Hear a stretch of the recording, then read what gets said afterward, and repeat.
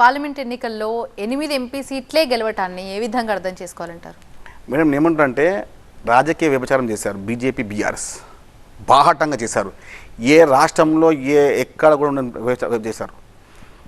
BJP పార్టీని గెలవని స్థానాలలో BRS party వారి యొక్క సైన్యాన్ని వారి యొక్క నాయకులందరినీ బీజేపీకి బాహాటంగా అమ్మేసింది. మహబూబ్ నగర్లో కానివ్వండి, మెదక్లో కానివ్వండి, చేవెళ్ళలో కానివ్వండి, ఆదిలాబాద్లో కానివ్వండి, ఎక్కడైతే కాంగ్రెస్ పార్టీ స్పష్టంగా గెలిచాల్సిన ఇంకా 4 స్థానాలలో బీఆర్ఎస్ పార్టీ బీజేపీకి వారి యొక్క రాజకీయ యొక్క సమస్య వ్యవహారాన్ని వ్యభిచారాన్ని వాళ్ళు చేసిన వ్యవహారం ఇది.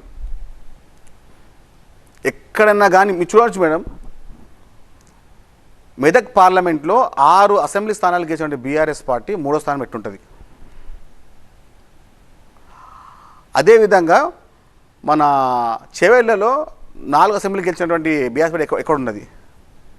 మల్కాజ్గిరిలో 7కి 7 స్థానాలు గెలిచినటువంటి బీఆర్ఎస్ పార్టీ ఎందుకు 3వ స్థానంలో ఉన్నది?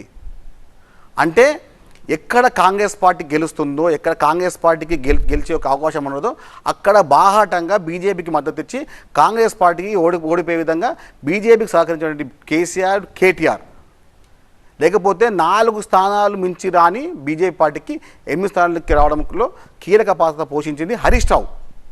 హరీష్ రావే బీఆర్ఎస్ పార్టీని బాహాటంగా బీజేపీకి గంపగుత్తగా అమ్మేసిండు. రేపు కూడా హరీష్ రావు బీఆర్ఎస్లో ఉండడు. బీజేపీకి పోతే ఫస్ట్ వ్యక్తి ఆయన్నే. కేవలం బీఆర్ఎస్లో తండ్రి కొడుకులు కేసీఆర్, కేటీఆర్ తప్ప ఎవ్వరు ఉండరు. బాహాటంగా సిఫారసు చేసిండు బీజేపీకి హరీష్ రావు. ఇంకా 10 మంది ఎమ్మెల్యేలు కూడా బీజేపీ ప్రయత్నం చేసుకుంటుండు. ఇలాంటి రాజకీయ వ్యభిచారం చేసేది ఆ కుటుంబం మాత్రమే.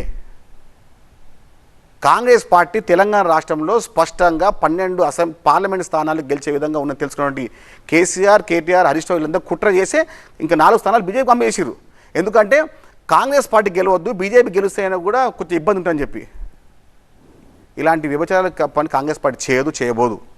అలాంటి నీచమైన పనులు చేసింది బీజేపీ, బీఆర్ఎస్. తెలంగాణ రాష్ట్రంలో వీళ్ళకి ముఖం ఎక్కడిది? తెలంగాణ రాష్ట్రాన్ని బాహాటంగా అమ్మేసింది వీళ్ళు. తెలంగాణ రాష్ట్రాన్ని, తెలంగాణ గౌరవాన్ని పార్లమెంటు సాక్షిగా అవమానపరిచిన మోడీకి వీళ్ళు బాహాటంగా మద్దతు తెలిపారు. బీఆర్ఎస్ తెలంగాణ పదాన్ని చంపింది ఎవరు? ఇదే కేసీఆర్ కాదా?